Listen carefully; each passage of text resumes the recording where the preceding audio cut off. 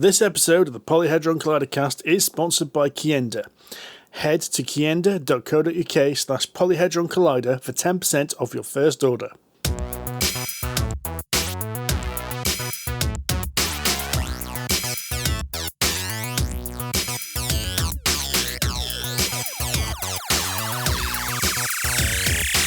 Hello, ladies and gentlemen, and welcome to the Polyhedron Collider Cast, episode 173. I'm Steve Tudor. Hi, I'm Andy Lewis. I'm Sid Gill. And I'm Rory Summers. It's the end of September, boys. It's the end of the summer holidays. It's end of August. It's the start of September. Oh, bloody hell. Right, I'm wishing the year away already. That's what happens when your brain gets to the right temperature. You can start thinking properly again. Yeah, I'm just not used to it yet. Although I'm still quite warm. Maybe it's because I am. Different climate here in Leamington Spa, perhaps. Well, see, I've been in Scotland where temperatures are normal. Right, okay. The south, as I'm now kind of carry on calling it, is too hot, and I don't like it. Everything south of the wall is too hot, yeah? Yeah. Yeah, okay. South of the Forth Bridges, as far as I'm concerned, shall now be called the South. God, yeah, and in fact, the Scottish government's behind me because on the motorways it simply says the South. Brilliant. And that's all that's needed. To be fair, it says that around Manchester as well, mate, if you're coming down the M6. I mean, it's not wrong, but... More road signs could do with that, I think. Just a cardinal compass point, because the amount of times it's like, I don't know whether I need to go left or right here. If it said east or west, I might actually have an idea. Yeah, that's a good point, actually. None of the roads do that. They don't go east or west. I mean, there's only about 3 roads, I think, that go across the UK, and it's quite annoying. 2 of them are the M4 and the M5. I don't think... Is there the M61 goes across? 62. Is it 62? That's the one that goes from Manchester to Leeds, isn't it? Oh, please, can we talk about Dunelm? Can we not talk about motorways? Oh, come on. We've got to outdo the middle-aged, boring chat. Come on. Crank it up a notch, as Mr. There are say. entire YouTube channels on this, and I watch them. Oh, God. See? You see? Secrets of the motorways, man. It's fascinating what you learn on it. Are you having a laugh? Oh, my God. You're not having a laugh. You're being deadly serious. No, I'm serious. Your Have you YouTube... seen his YouTube algorithm, if you're really interested in it, boy's called Auto Shenanigans, right? It's brilliant. He tells you all about the motorway network and the roads of the UK. It's fascinating stuff. I learned from this because I think I've seen something similar actually, probably via you. That the way it's numbered is that like the M5, the M6 are all the primary ones, and then all the offshoots that come off those motorways. That's where you get like the 56 or the M40 or whatever it is. It's supposed to be the primary one is the first number, and then the second one is the one off that. But it doesn't work, because the M56 comes off the M6, not the M5. So it's horse shit. The man lied. To the listeners, because we don't do video, and maybe this would be an opportune time for us to do video, Rory has just picked a book up off his shelf and started reading it. Just let me know when you want to talk about board games, boys. All right? That might be the cue to move this bus along. Yeah, so what were you doing in Scotland then, Sid? Well, Mr. Tudor. Apart from eating your own body weight in samosas. Well, there's a bit of that as well. Of course there was a bit of that. Deep fried food is Scotland's speciality, which is why the Indians work so well there. But no, I was in Scotland for excitement and adventure and intrigue and mystery. Tell us more. Oh, I went to the Edinburgh Fringe. Ooh. Now, you might think that's a bit arty for Sid. He's not cultured. It is very arty really for arty for Sid. Enough, yeah. I think I'd be right at home. Dino is arty for Sid. Well, now, boys, I went to see Call of Cthulhu live. Nice. Yeah. That's the reaction I was hoping for. Then that jealousy in your eyes is making me very happy, Stephen. Because I haven't told you the rest of what happened at Call of Cthulhu Live. Because not only was it Call of Cthulhu Live, hosted by Chaosium themselves, co-owner and co-founder of Chaosium was there. Yeah. Lovely chap. But it was a live role-play session. Actual play, I believe, is the official term used by those in the know. 2-hour show at the National Library of Scotland. Excellent venue. Oh. Excellent venue. And as was said at the show, in Call of Cthulhu, librarians are the star of the show. So library use is the best skill to have. Perfect place to host it. But it was half of the cast of No Rolls Barred. So Josephine McAdam, John Gracie on the panel, Sam C, a comedian, and then a couple of American greats. Now some of you will know them. Andy doesn't, but the other two probably will. Andy does not. So we had Becca Scott from Good Times Society. Yeah. Yeah. And Sydney Emmanuel from Glass Cannon fame. And I tell you what, the lot of them put on one of the most fascinating and exciting shows I've seen in ages. It was absolutely brilliant. Cool.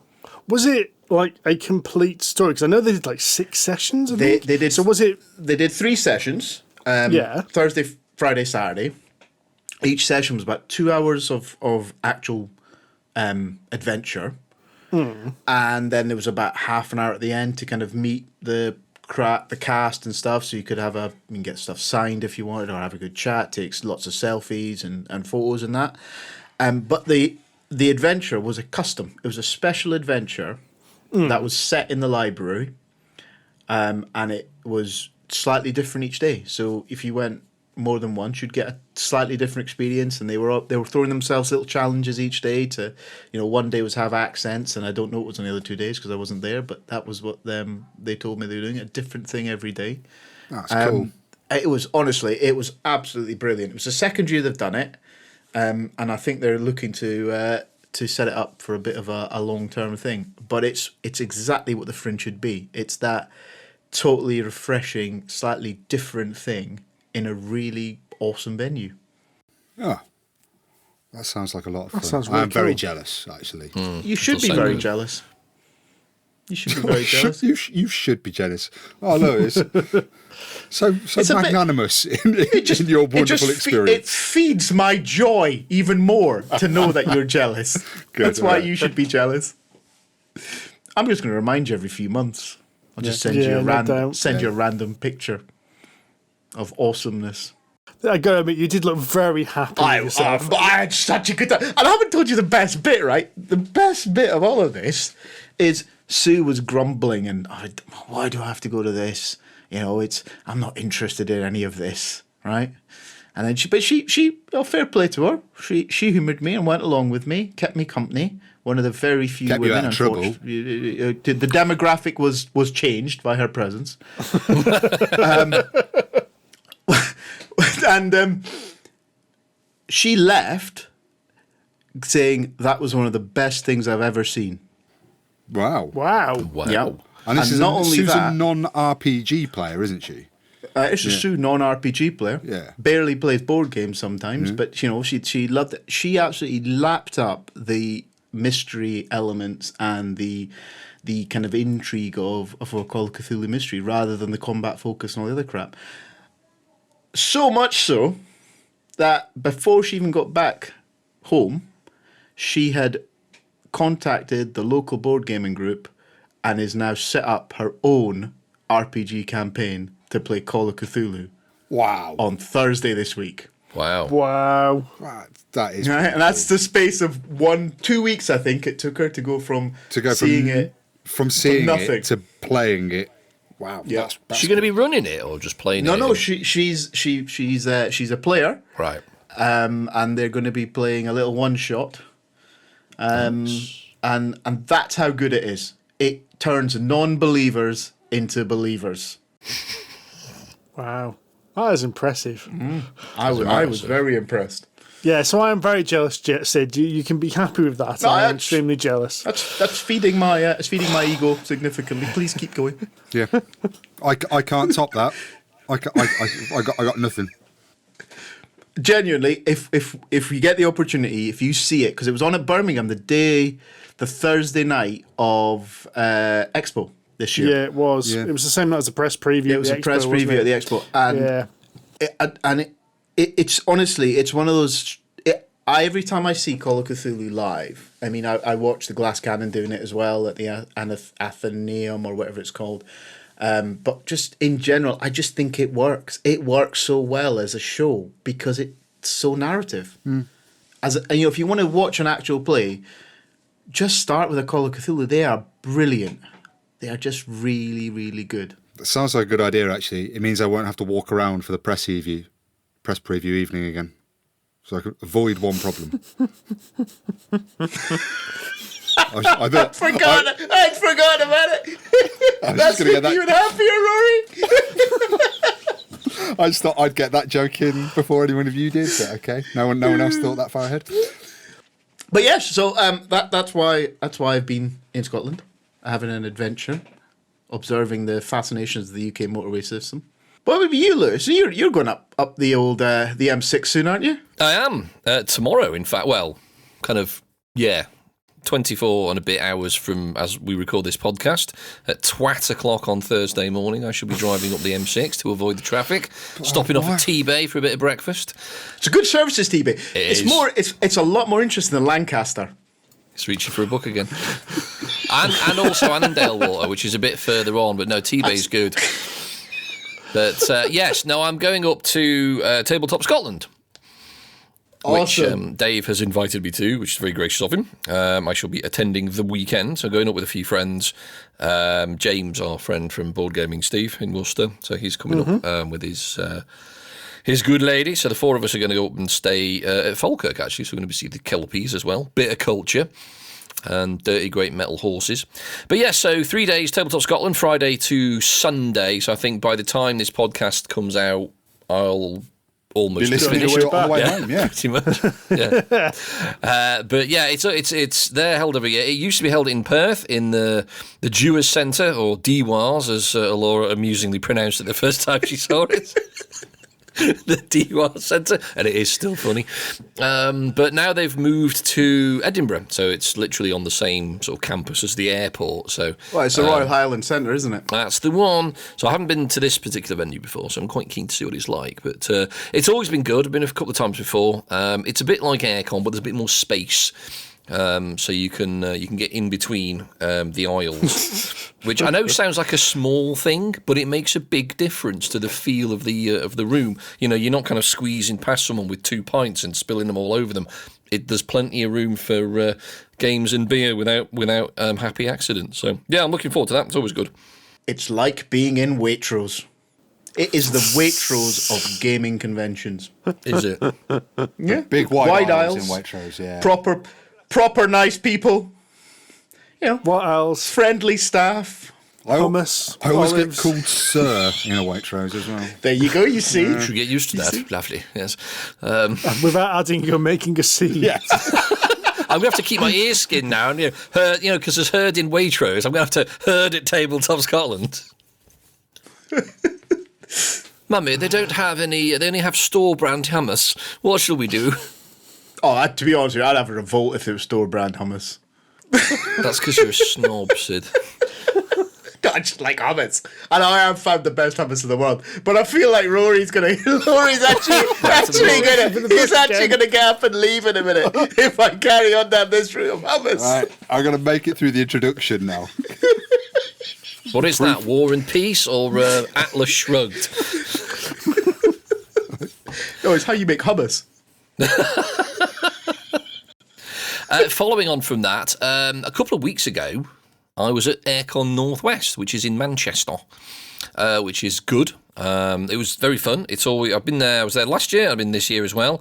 It's nowhere near as big as the regular Airecon up in Harrogate, but it is a pleasant event. And this one was in a different part of the. I can't remember what it's called now, the venue. It used to be Manchester Central train station, but they've kind of redone it, so it is no longer a train station. And then in October, there's Airecon West, which is in Telford. What's the date of that one, actually? I'm going to see if I can make it to that one. That is, if I remember rightly, man looks thing up in diaries. First weekend in October. It is the first weekend in October, Thursday to Sunday. 2nd till the 5th of October, and that is in the Ramada Hotel in Telford. You need the M54 to get there, Rory. You do, actually, yeah, he's right. He's not wrong. There are two ways you can go from where we are. Turns out I can't make it. Up the A49. Doesn't matter. Do not need this information. I can't make it. All right, I'm busy that weekend. Annoyingly, my company's doing a training weekend that weekend, and I thought I was going to go to the Telford one. It's like, okay. But I mean, Telford is not the greatest place to visit. But to be fair, the Ramada Hotel, it's an interesting environment actually, because it's in a hotel. There's lots of little rooms rather than one big room. So it's quite intimate and quite quiet. The problem with it is you can't see who needs to play a game. Because, you can stick little lightsabers at the end of your table so you can see what's going on. You kind of have to literally wander around the hotel to have a look, stick your head around the door of each room to see what's going on. But the advantage is if you want to do any shopping, Games Law is based in Telford. So the guy from Games Law comes along every day and you want to talk to him, he'll make a list of the stuff you want and the next day he'll bring it in for you. It's brilliant if you like shopping. And who doesn't like to buy a new board game? Speaking of games, should we talk about some? Suppose. Yes. Probably should. Should we talk about Autobahn? Yes. You beat me to that one. God damn it. Nice. Well, should we talk about a game you actually played at Airecon, I believe, Mr. Lewis? I have played it at 2 different Aircons, in fact. Well, we heard you played this, and we found out this game was on BGA. Yes. And we found out Adam has got a copy, so we've actually played a couple of games since we found out, so we're prior armed for this. Nice. And this game we wanted to play for quite some time, which is Pax Pamir 2nd edition. Yes, by Whirligig Games. Pax Pamir is it's not really a dudes on the map, although it looks like one. It's kind of a dudes on the map. But the idea is that it is set in the kind of, I'll say the Middle East-ish, and all around sort of the area there of Arabia, essentially. So there's lots of sort of little areas, 7, is it 6 or 7 area? I think it's 6. And each area has at some point been, I'm going to say, been influenced by a combination of the Brits, the Russians, and the Afghans. And they are the major political powers essentially vying for power in this sort of region. But you play as a kind of local tribe, trying to basically make the most of this ridiculous melting pot of politics, in essence. And the idea is that you can side with one of these 3 powers, and if they do well, then you do well. So at some various points during the game, you'll get points for this, but we'll come on to that. But the beauty of this is you don't really have a majorly strong alliance to any of these 3 sides. So at any point in the game, you can choose to just jump ship if you see the wind, sort of the winds of change approaching. You can just jump ship and go, do you know what?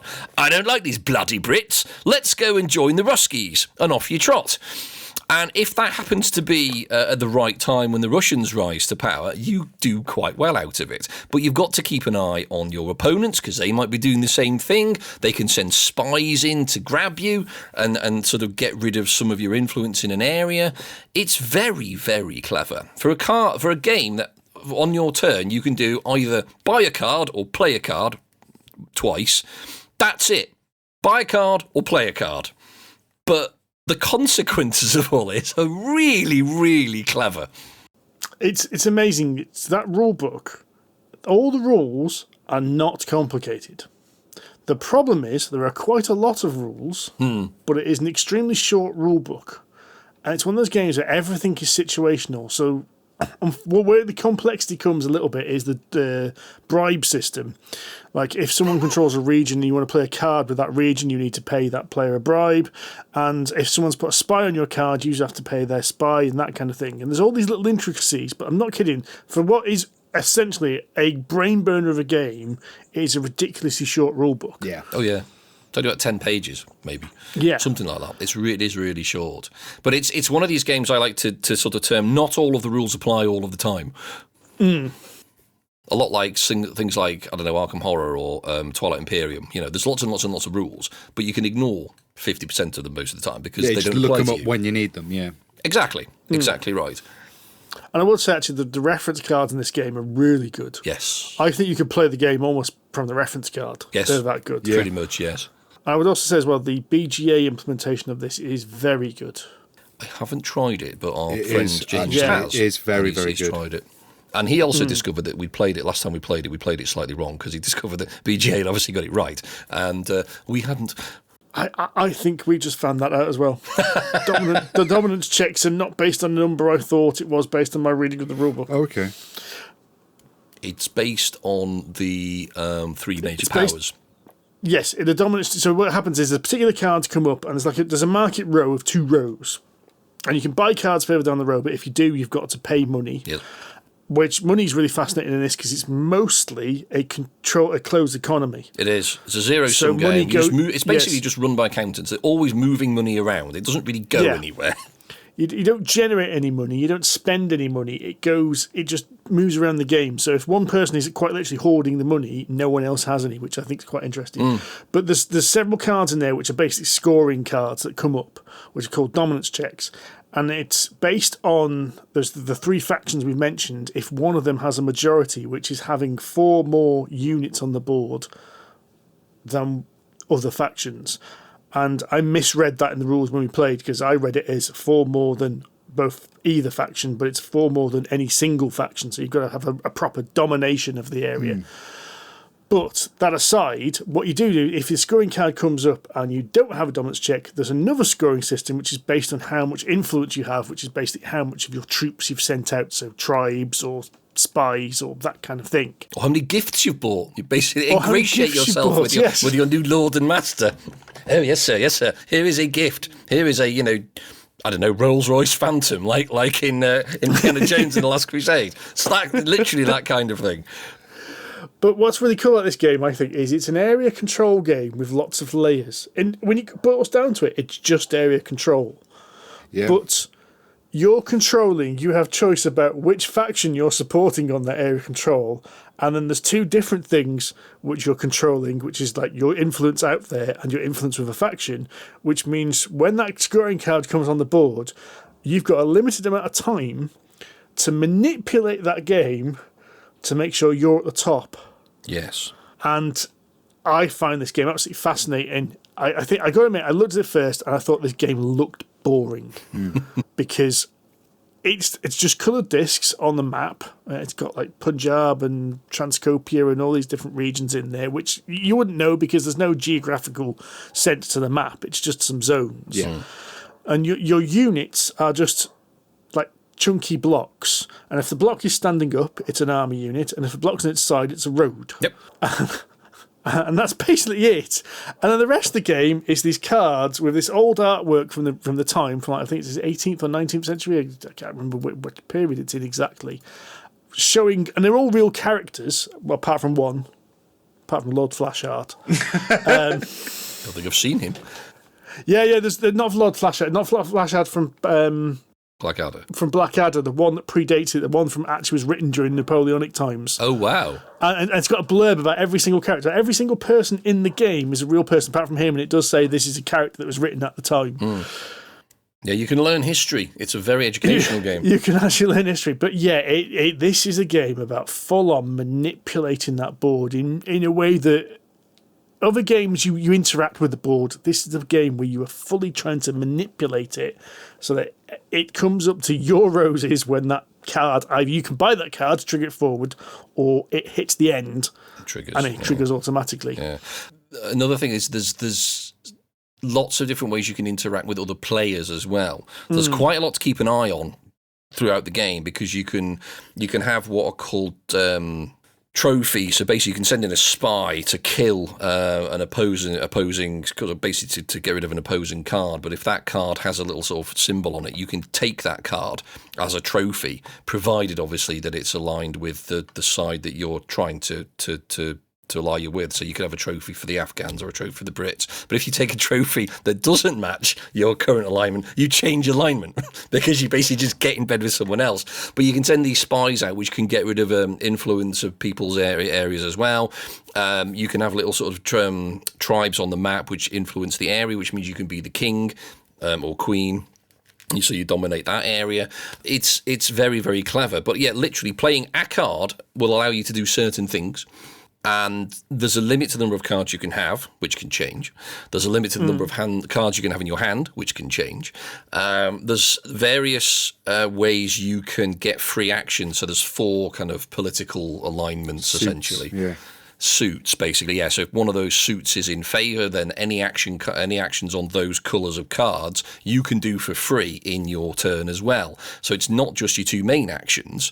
You can also do actions on cards Sometimes free, sometimes not, so it's entirely up to you. But yeah, there's so much going on because sometimes you've got to make alliances with other players as well to make sure that one other player doesn't run away with the game. But the best bit about all of this is nothing is binding in this at all. You can promise the world and you just give them the middle finger when it comes around to paying. It's wonderful. Now, Rory, however, does not get this game at all. I don't. I've enjoyed it. And Rory's quite grumpy. The thing is, I've come a close second every time I've played this, and I have no clue how I've done it. Right. I've watched the video on how to play before we got together, and whilst we were playing in person, I had both Steve and Adam explaining rules to me, and it just did not go in. I think this is the game where I really need to sit down with the game set up in front of me and the rule book to figure out how to do stuff. And I feel that when I've been playing it, just before we've recorded, Steve won our BGA game. And so I didn't even see that coming. I had no idea that was.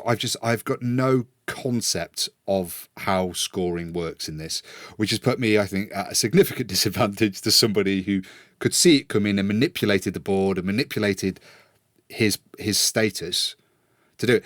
So I've enjoyed this game. I want to learn how to be better at it because I think it's the type of game that's going to really resonate with me. I think you should. I'm surprised you're struggling with it so much as you are, really. I think it's even almost when, like before we started recording, I said I don't get this game, and you and Andy both started trying to explain it to me, and it's just this input of words that I just can't get to the bottom of. I need to read it and I need to process that information in my own time. I don't know why I'm struggling. Maybe, to be honest, I've had a bit of a brain fart for the last 6 weeks, to be honest, with the summer holidays. I've been thinking about nothing else but what's the next adventure to do with the kids. I was like, learning a new board game? No, that can wait until school starts and I don't have to think about children anymore. I think you will enjoy this if you learn this game, Rory. I mean, it's by one of your favourite designers. It is, and published by Whirligig Games, and I love Whirligig Games. Yeah. So this is Cole Wehrle, who has done things like Root, Fort, Molly House, which I'm going to go play tomorrow, actually. So Arcs as well. Yeah, and it's really clever game design all the way through on this. And this, I think this gets a really meaty game in a small space. This is such a small footprint game. It's really unbelievable. Is, yeah. But it's really lovely, well produced as well. I really love the tokens that represent the armies and the roads. They look like kind of pastel crayons. Yeah, you look like you could draw with them. You know, those kind of, those things. They look really, or edible, one of the two, but I wouldn't because they're really hard. But it's a really lovely, really well-produced game. I mean, there's not a huge amount to it, as Steve says. It's quite small, relatively speaking. I love the cloth mat that represents the board. So it just rolls up, so it's quite a small box as well, relatively speaking, especially compared to games these days. Yeah, it's really nicely done. It's just a massive deck of cards, basically, and a tea towel. Ultimately, is all the game is. But it's such a nice tea towel. But I'm really looking forward to, and I've had both of these on my shelf now for ages, because there was a Kickstarter campaign a few years ago that you could get both Pax Pamir Second Ed and John Company Second Ed. And I still haven't really tried John Company because it looks quite intimidating. It's about 3 times thicker than Pax Pamir in terms of box size, and I'm led to believe it's quite a long and involved game. But I would quite like to, because it's another Cole Wehrle game. Interestingly enough, I think Adam, who owned this copy of Pax Pamir, backed the same Kickstarter, because that's what he said. I've not had a chance to play John Company. I want to play it. Yes. And I would quite like to play it now as well. Yes. I might take it to Tabletop Scotland to see what happens, but I'll need to learn the rules, on like the Friday and maybe play it on the Sunday once I've had the chance to sleep it off. But we shall see, because it does look quite because that always goes well, that plan, doesn't it? I know, but we shall see. But yeah, it's Pax Pamir is absolutely superb, and I don't think I know, other than Rory, anyone who has said it's a bad game. In fact, to be fair, that's do Rory a disservice. You've not said it's a bad game, you just didn't enjoy it. No, I'm just saying I'm thick as 2 short plants and don't get it. So. That's fair. But yeah, it's a brilliant game. Well, let's move on then to a game which Rory did enjoy, because I think Rory felt affronted by this. You could see he felt the game had insulted him and he had to beat it. And last night we did, because we have been playing quite a bit of The Lord of the Rings, The Fate of the Fellowship, which is quite literally hot shit at the moment, and it, quite frankly, deserves it. Yeah, I can't remember the last time I high-fived someone across a table. Right. Last night, I was just elated. This is before we even got to the end of the game. I just had to high-five Adam. I can't even remember why. I was just like, you did something great, and I'm going to have to high-five you. So for those who don't know, Fate of the Fellowship is effectively pandemic Lord of the Rings, which kind of does the game a bit of a disservice. But what it is a cooperative Lord of the Rings game that uses pandemic as a kind of backbone. So if you've played Pandemic, you'll understand the basic principles, which are, you get 4 actions around, you get a bunch of cards, you want to be able to swap those cards because you need to spend them to do things. But the differences then are that rather than viruses that are expanding out, you have orcs and goblins, which are slowly marching across the map and going in forces. Which move. They move. It's so annoying. They move. Yes. So all these orc forces will move across the board, and you can't cure orcs. They're not a disease that can be cured. So what you have instead is you have a series of 4 missions in every game, 3 of which are chosen random, but the 4th is always throw the ring into Mount Doom. It has the usual pandemic system. I'm assuming everyone's played Pandemic here, which you might have done if you listened, of course. But you have the usual pandemic system of the game will end under a lot of circumstances, but basically what happens is everything's tracked on a hope meter.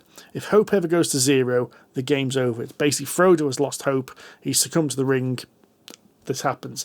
And lots of things will affect this. So, for instance, if you run out of orc tokens, every time you have to draw an orc token, you'll lose hope. If orcs take a stronghold, you will lose hope. But the biggest way in which you lose hope is if Frodo gets found by the Nazgul. So every time Frodo moves, and this is only Frodo, bear in mind that everyone's playing different characters, you have to roll a bunch of dice based on how many Nazgul are in the region or how many orcs are in the location you're going to. And you roll them into this Eye of Sauron dice tower, which is this huge cardboard construction in which quite literally towers over the board. And then certain symbols in that will reduce hope. And I've got to admit, the first time we played, we didn't anticipate this problem with how the hope worked, and we lost very, very, very quickly. Not as quickly as our BGA game, because again, this is on BGA, where we didn't even last an entire cycle around the table, because 7 Nazgul were on top of Frodo, and that means you're rolling 7 dice, and you only start with 6 hope. Oh dear. And they all came up reduction of hope dice. So yes, it went badly. That's even worse than Pandemic Cthulhu, isn't it? Because that can be pretty heavy. Yeah. And you get a bunch of shoggoths turning up. Yeah. What the thing about it is, once you understand it, it's one of those teaching moments. Once you understand that what you're trying to do is manage this search of the Nazgul, so you've got ways in which you can try and disperse Nazgul, like if you've got Merry and Pippin, they can distract them and move them around. Or if, of course, they're only searching in one zone of the map, so of course, if you move into another zone, at the moment, the Nazgul stay where they are. The other thing you can do is you can kick off a fight. Anytime you kick off a fight, which is how you get rid of orcs, the Eye of Sauron moves to where the orcs are, and the Nazgul will start flocking there based on what cards come up. But it has that beautiful pandemic thing of you think you're on top of anything and then you forget about one simple thing. Like you forget about that one solitary orc troop who's got on a boat to the Grey Havens, and you moved all the troops out of the Grey Havens because it's on the complete opposite end of the map to everything else. And he walks into that haven, turns it into a stronghold, you lose 2 more hope, and then you're up shit creek without a paddle. And it's, it can flip on a dime. It is an absolute belting game. This is, like I say, it takes that pandemic backbone and that pandemic, because pandemic naturally has that wonderful narrative to it.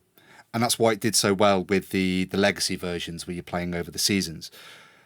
And it just puts this Lord of the Rings story onto it as well.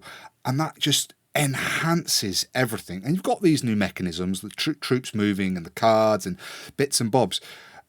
And it makes it feel very similar, but so fresh and so new. and so interesting, so tense. Like last night, it was just like, we got to do this, and we do, as you get with lots of pandemics, we need to do this, and then we're going to do that, and we did. Yes, we did it! Like arms up in the air, and so we killed a Nazgul last night. What? We killed a Nazgul, and I actually jumped up out of my chair. I didn't realise it was possible to kill a Nazgul. Eowyn can do it. Eowyn's special ability. Eowyn's special ability. She ain't no man. Yeah. She ain't no man. That's what the ability's called. I ain't no. She did use the special sword as well.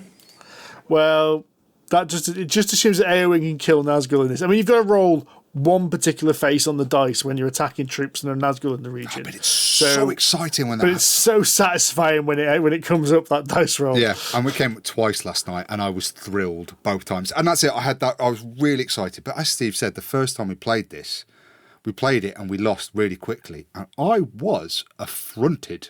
How dare this happen? Does it do the same thing that all pandemic games do, which is frustrate you to kingdom come, and then out of nowhere there'll be a game you keep on playing, and then there's just one game that just lands, and all the dice rolls go your way, all the baddies or the germs don't end up in your town, and then suddenly that feeling of joy, I can almost feel what you're saying, Roy. It just hits you, and was brilliant. You're so happy.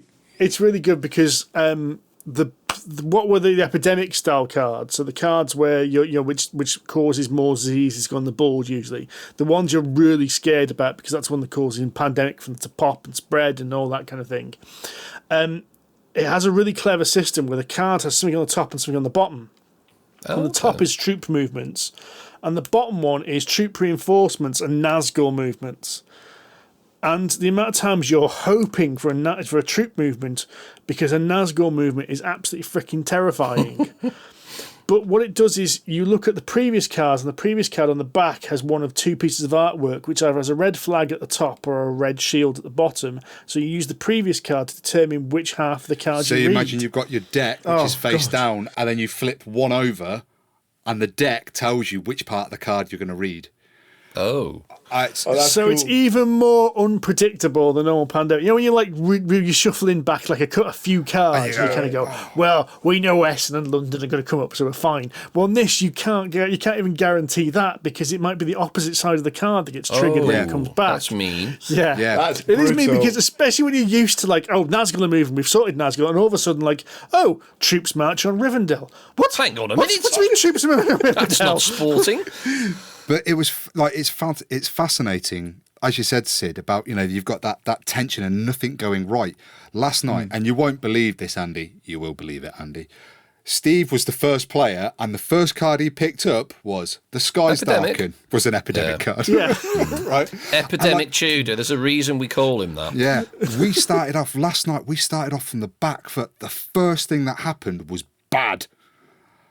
And then you just take those opportunities. You get that moment where, I think we was, Legolas, because in this game you control two characters. I suppose it's really important to say. So you're going to do 4 actions with one of your characters, and you'll do 1 action with the other. So last night I had Frodo and Sam and Legolas. And I had this plan with Legolas. I'm going to go do 4 actions, and we're going to do this. And it's my turn. I was like, actually, with my 4 actions with Frodo and Sam, I can leg it to Mordor and not have to search at all. The Nazgul are completely distracted. We could just go. I can clear a quarter of the board in one go. Or do I do this? And Steve and Adam were like, run, just run, go.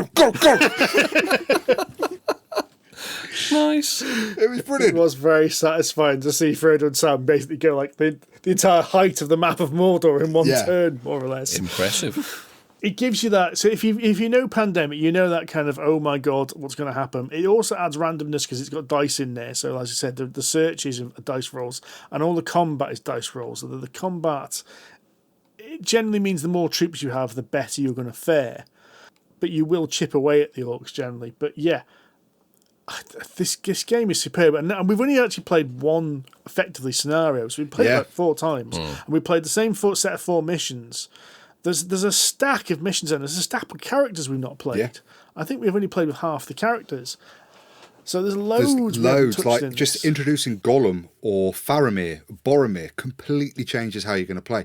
I think the missions in the rulebook has, like, these are some scenarios to try, and you're going to play these cards, so they form like a narrative that follows the books, really. But you can just throw any 3 in you want, plus destroy the 1 ring. And those missions, depending on what comes up, completely change it. I think this game is going to have an awful lot of shelf life if you do get it. I'm really tempted to pick myself a copy up, even though Steve's got it. It's like, I think this is the type of thing I can introduce other people to, because it has that pandemic level of difficulty with that fantastic IP and that great narrative feel to it. I think this is a game that I could easily introduce to people and just play it all night. Because as we talked when we played, Pandemic Legacy back when we were doing the board game 100, once you've set it up on the table, it's actually easier to just reset up a new game than to clear it down and play something else. It's the type of thing, once it's on the table, you can just keep going at it. It's great. Absolutely wonderful game. So is this Matt Leacock Z-Man? Yeah. Yes. Okay. I was wondering if it was going to be Fantasy Flight, because of the journey, Mansions of Middle-earth, but... I think there's been a lot of changes with the Lord of the Rings license since then. Yes, indeed. I believe actually Asmodee, was it something Asmodee's parent company, the company that now owns the Lord of the Rings rights? Oh, really? Oh, wow, is it? Something like that. That explains a lot, yeah. Which explains why there's a few Lord of the Rings games coming out at the moment. Yeah, but if you like Pandemic and you like Lord of the Rings, this is a game that you absolutely should have. It's different. It's so different to Pandemic. It just has that engine. And it's available from our show sponsor, Kienda. That's very jolly nice. It is, because that's where I'm going to get my copy from, to be honest. So. I am tempted. I wonder if I'll be able to play it at Tabletop Scotland. We shall see. If I can, I will. Someone will have it, I can guarantee it. Tabletop. And it'll be easy to spot it as well, because the dice tower does stand out. Nice. I'll have a look. I think it was being played at Airecon Northwest in Manchester, but I never got the chance to sort of sit down with it because I just didn't really kind of appreciate what it actually was until it was too late. But I'll have a look. Now I know what it looks like. The only possible detractor is it's much longer than normal Pandemic. Right. You're looking at an hour and a half to 2 hours for a game. Okay, so about 2 to 3 times longer. Yeah. Yeah, okay. So it's a bit more involved. It is, yeah. At the opposite end of the spectrum... Some of us have been playing some much shorter games. Yeah. We've been playing some general orders from Osprey Games. So Osprey Games very kindly sent us general orders, and their new one, which is out very soon, is General Orders Sengoku Jidai. Hopefully that sounds like a character it. from Star Wars. It could be Sengoku Jidai. Yeah, it could be. So this is that's the it's a Japanese theme, but yeah. So General Orders was a World War II game, and then Sengoku Jidai is the Japanese themed version of this. Now, Sid and I have played General Orders, and Steve and I have played the new one. And it was advertised when General Orders first came out as the first Euro game war game, and it is exactly that. It is a worker placement, very Euro war game. You've got this small little map. You've got some generals that you will send out to worker placement spots. They will do an action which will allow you to move some troops or take an artillery action or move your planes or move your boats. And then you're just going to go, you're trying to occupy this, essentially the middle of the board is where all the victory points are. So you'll need to move troops in there. You need to get some more troops into your reserve. You need to get some special action cards, but it's as simple as that. As you place a worker, you do these really simple actions: move troops, fire, move your boats, move your planes, pick up some cards, get some more troops, airdrop some troops, depending on which one you're playing. And this is a really, really tight, and I think a really wonderful war game that plays and gives this really great tactical, strategic satisfaction. And we play it in about 20 minutes. Oh, wow. Yeah, it's fast. It's fast because you've only got 4 actions. It has that great Euro. When we talk about playing Euro games, you always want to do more actions. You're never going to be able to do everything. And it has all of that in this little game, you just want, I want one more general. I want to be able to do one more thing. I need just one more. Got that. And every decision is important. Everything you do has weight and meaning, and making a bad decision has such heavy consequences in this. But all you're doing, you're just going to do this. I'll do one, you'll do one. 4 times, end of the round. After 4 rounds, it's who occupies the most victory points if I haven't invaded your HQ. So it is a race. You've just got to get there. And this is from the same designers as our Undaunted series. So that's Trevor Benjamin, David Thompson. So it has that race element of this war game. You've got to get here, get into these locations, because once you're entrenched, it's a lot harder to get you out. Because combat here is done really simply. It is the defender rolls dice, and they will do damage to the attacker. And then after that, you just remove troops, remove equal number of troops until you've got one person left. There has to be a winner from every troop. So being there first has this huge importance to it. You're entrenched, and it's really hard to attack you. And that makes the game really tactical. And I have to say, the Sengoku Jidai version, which introduces boats and catapults, is an absolute fantastic re-implementation of this game. I say re-implementation, it's like a sequel, essentially. The way the boats move and the way the boats can attack the land, and some land areas can attack the boats, it adds this extra layer of movement, this extra layer of tactical consideration that you've got to make. Trying to just navigate your troops across these bodies of water, you've got to go through your own ships. It makes it it's just really tense. I really enjoy this game. It packs a lot of punch into 20 minutes, and it's so easy to teach. Oh, it's a great wee game. And to stick with the Euro theme, it's f***ing infuriating at times. Yeah. Generally, I was going to hit Rory at one point when I was playing with him. So was Steve, twice. Just being an absolute arsehole. I'd say, you say it's Euro-y, but the problem is there are cards in this game, and the cards do feel a bit gotcha-ish for a Euro game. Really? Yeah, they're a little bit I think that, yes, the basic mechanic, worker placement, move dials, the very simple combat mechanic means really you want to outnumber your foes before you get in there quite heavily. Yeah. I agree with that, but those cards make it a bit take that ish.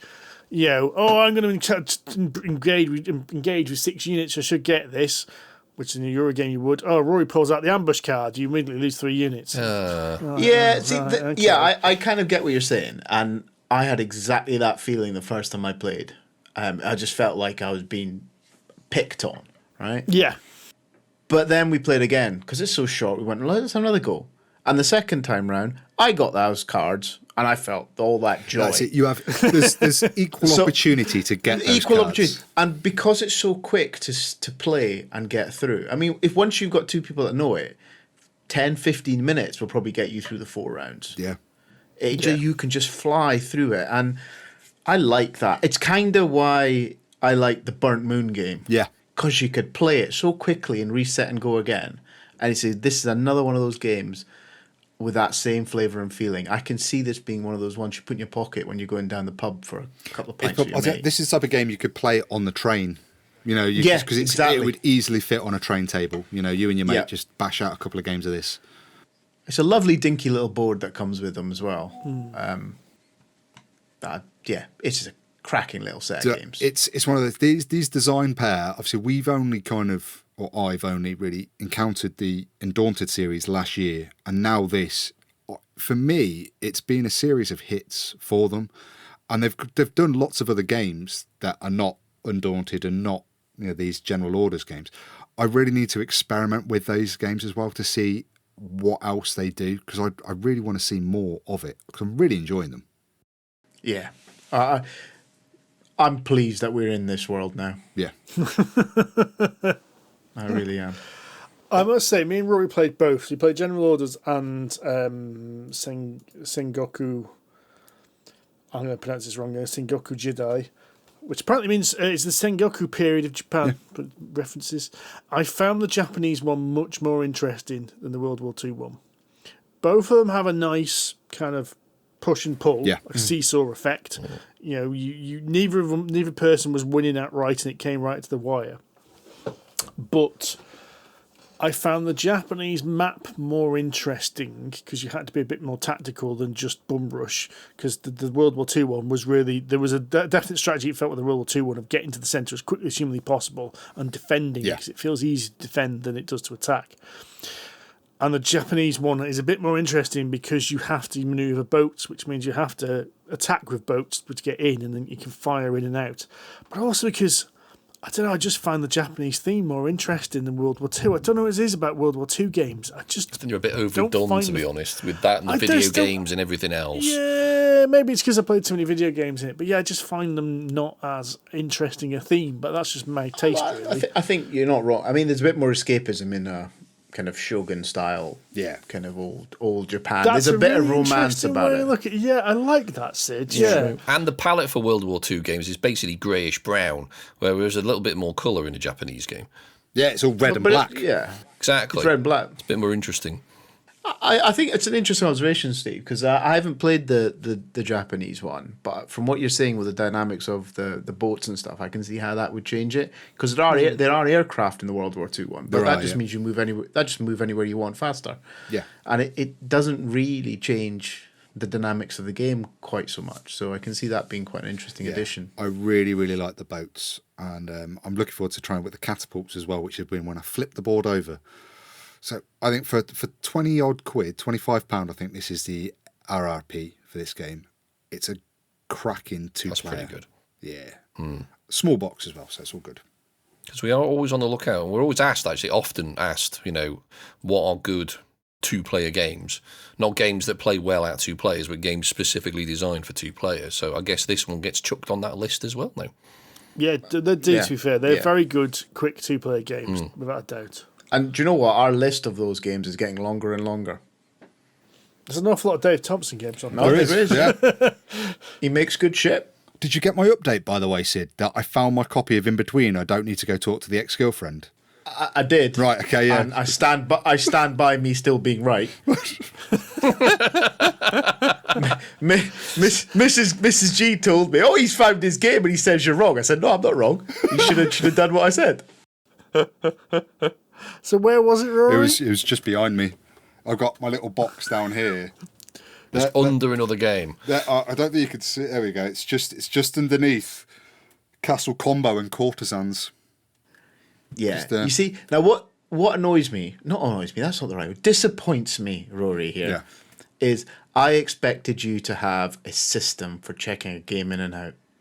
Like a barcode. Mate, I really want RFIDs for all my games. Or a tag system. Shadowboard, in fact, almost. Of knowing exactly where a game is and who's got it. And a Dewey Decimal System, so you know exactly where to find it in the collection. Maybe when I move into my new place and actually have all my games in one room. You're going to have a barcode scanner. I'll have You're going to scan games in and out. They've got one for books that you can have at home for your own library. So I'm sure there is one for board games. Or if there isn't, there's a market there for it. When I say market, there's me. No, there's got to be. Mate, there's a lot more gamers. There's plenty of people like you. There's plenty of anal retentive board gamers out there which will happily lap up such a product. Yep. Every convention that has a library, for example. Yeah. Let's round the game off with another relatively straightforward game that can be played in a short amount of time. Although not two-player, I believe we can play this up to 5. Again, another Asmodee title, and me and Rory played this at Expo. We've played it a bit more recently because we managed to acquire a copy from our show sponsor, Kienda, who kindly sent us one. And this is Ink. Now, Ink is an abstract game in which you are trying to clear your inkwells from in front of you. And you have 2 groups of inkwells. Inkwells which have to be put onto particular colours, and inkwells that can go into any colour. And you have to clear all 24, I believe. I think it's 12 in each. The way this is done is you have a kind of clock in the middle of the board. Maybe you might want to call it a rondelle. Nice bloke. In which you will select a tile. So you always have a good selection of tiles available to you. And you'll place this on there. And they're basically, in its simplest form, they're a quarter pattern with 4 different colours on, but there are some which have some different variations on that. And you'll slot this card into you. Interesting, the tiles are double-sided, so you can put them in either way and rotate it however you want. And what you're trying to do is get paths of the same colour next to each other with a number. And a lot of these tiles will have a little number in a circle, and it might say like a 6, which means what you need to do is have 6 zones, squares of that colour connected to that 6, and that allows you to put one of your inkwells down. There are also dots in there which don't have colours on, and then whenever they come up, you put another inkwell on them as well. So you want big areas with lots of dots on there. With a big number, yeah. With a big number. What's really clever is that the dots which put your inkwells block, but it does mean that if you put on, say you've got a 6, and so you've got your number 6 and 5 blanks that you filled, if you went and put 6 on the other end of that, that would score as well. Because just because a zone has scored, as long as the path is not blocked by an inkwell, you can carry on scoring it. Okay. Which is quite interesting. Why you want higher numbers, though, is there's also a little bonus system. So if you get 4, 5, 6 or 7, if you get a number of them, there are 4 bonuses which are random every game, which allow you to manipulate the board in some way. They could be to move an inkwell, they could be to move a tile, they could be to put extra dots on, which should allow you to get more tiles out. But things in which you can generally change what's happening. The only other thing that's interesting is the rondel, of course. You have to have a reason not to just go to the way you want. If you go completely round the little clock, you will get a blocker. And these are a right pain in the arse. So what you do is you get a tile out of a bag, and it has to go someone on your little board that blocks off the colours and means they're not acting anymore. First person to get all their inkwells out ends the game. You continue the round, but you can actually score more points because you can actually put more inkwell down, which are like a neutral colour, which go down. So it's whoever has put the most inkwells down wins the game. Really quite straightforward. Half an hour, maybe 45 minutes tops to play. Very pretty looking. Yeah. My wife, of course, is very good at it because it's pattern recognition, which means I can only win if I don't play a game against Amanda. But other than that, nice little game. It's a really, I'd describe this as just being a really charming game. It looks really captivating on the table. It's really easy to teach, really easy to play. And you are pattern matching, root building with these, these ink splodges. And that's it. You're meant to be kind of painting with ink, and you're just building up this melange of colour in front of you and getting these pots out. I think it's a really nice game. I say nice is almost kind of detrimental to it. It's a really charming, really engaging game.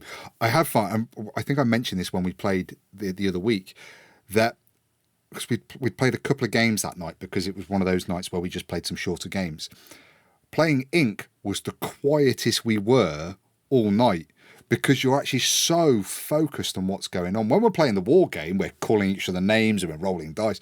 But this one was almost, and as you're building these tiles more and more, we just got quieter and quieter and more focused into, I need this one to do this. I need to turn it round this way so I can put it this and I get these pots.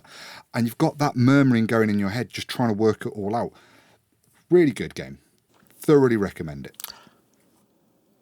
I would say, though, I'm not sure how much legs this game has got. The next Azul, this is not. No? I couldn't stand Azul. But Azul was a major breakthrough. It was an abstract game which hit big time. Everyone was talking about it.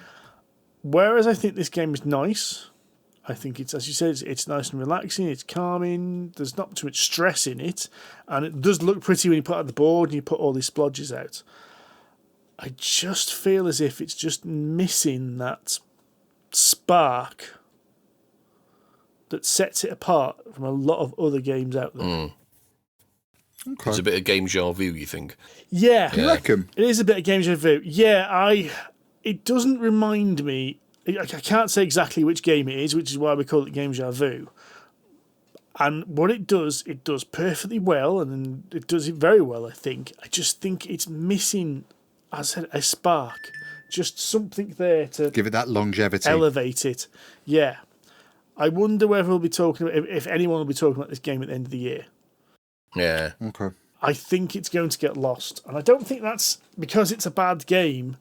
I just think it's because there are a lot of games already out there. And I don't think this has that, that thing which makes it pop. The je ne sais quoi. The USP. Je ne sais quoi. To go full wankonomics on you. That was actually at Edinburgh Fringe, apparently. Did you get to see them, Sid? Wankonomics? Yeah. Nah, mate, I was too busy hobnobbing Drooling. with Becca Scott, mate. Yeah, drooling. Yeah, okay. I was Getting served with a restraining order. Yes. I'm not really interested in art, mate. I went for Call of Cthulhu. Frankly. It's not art. Thing is, right, I used to live in Edinburgh, right, and I used to hate August. Yeah. Because of the I Fringe. can imagine you would if you lived in Edinburgh. It was, yeah. But, now that I get to visit, I don't mind it so much because I know I can leave. Right then. I believe that's all we've got time for today. So thank you very much, everyone, for listening. We have been Polyhedron Collider. If you enjoyed us, please give us a review on iTunes or your podcast platform of choice. And, of course, engage with us on the old socials. We're on Facebook, Instagram, Threads, that's Polyhedron Collider, Board Game Geek Guild 2726, and don't forget to join our Discord server, where there's been a lot of chat about our Ramshackle episode, where me and Rory talked about some books. It seems we are fans of a doorstopper-sized fantasy novel, and we've had a few recommendations for some more to read, so we need to find some time to read more books. And then we may even do another one, because it's been received quite well, that episode. Nice. It's good to hear. So until next time, then, happy gaming. Ta-ra. Cheerio. Bye-bye.